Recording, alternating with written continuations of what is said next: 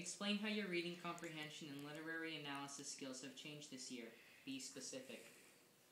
My reading comprehension and literary analysis have changed this year majorly because during the summer I wasn't reading or writing, and it just really just went down to a base that I never really thought it would be going to.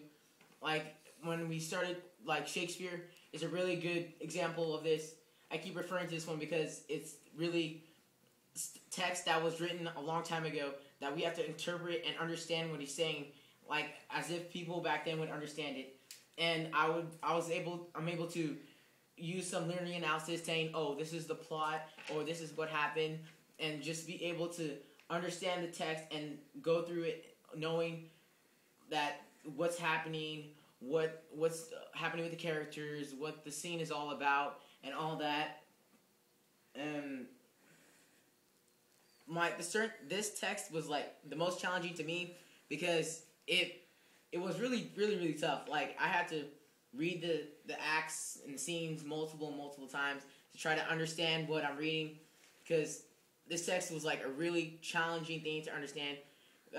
Basically, because I've had it, like it's been hard for me ever since I was young, and the fact that I was able to do this and understand what I was reading has shown that I've really grown a lot.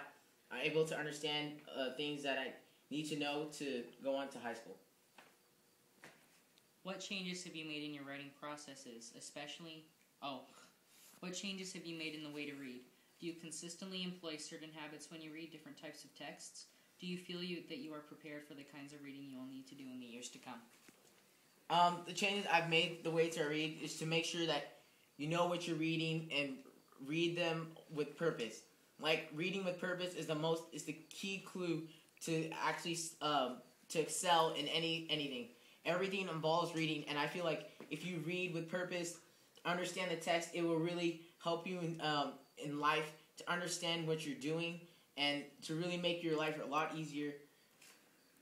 I employ these habits like before in 7th grade. I had no habits whatsoever, but when I got to 8th grade, it was just like it was an eye-opener to see that, oh, look at this. You have to understand what you're doing and understand what you're reading. And I just keep referring to like the 12th night because it's just amazingly, just really tested my skills on like how to read and comprehend. When I prepare for things in the future to come, I really want to use this strategy and become a better reader and writer, because I feel that the strategy that I'm using now could be really effective in the future years to come. What goals might you set for reading in high school and beyond? Why?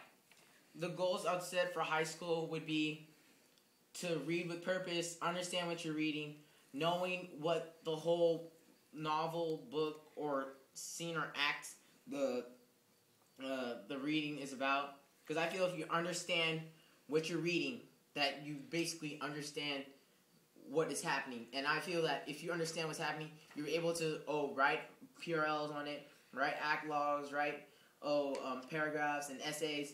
It's just an easier way, and it really stays in your head because you already I've analyzed this or I've read this before, and it's just a really great strategy for you to really help yourself and go through high school. What I plan to do is to read a lot over the summer, because when I came to 8th grade, it was a disaster because over the summer did no reading whatsoever, maybe 1 or 2 books, but that's about it.